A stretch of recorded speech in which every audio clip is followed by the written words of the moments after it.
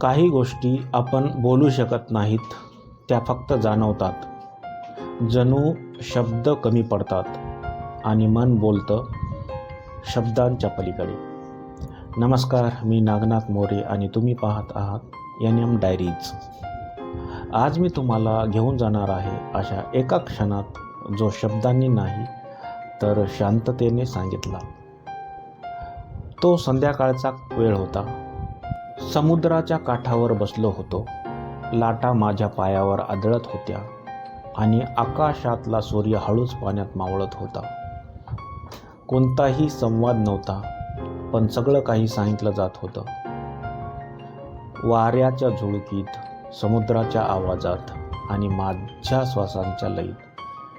तो क्षण इतका पूर्ण होता की त्यात काही बोलण्याची गरजच नव्हती. तो शब्दांच्या पलीकडे होता.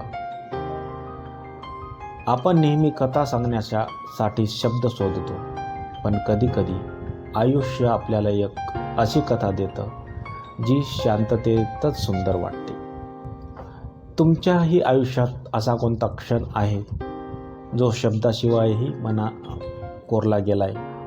कमेंटमध्ये लिहा आणि अशा भावूक प्रवासासाठी NM डायरीजला सबस्क्राईब करा. काही कथा लिहिल्या जात नाहीत, त्या फक्त जगल्या जातात आणि म्हणूनच त्या कायमच्या राहतात शब्दांच्या पलीकडे.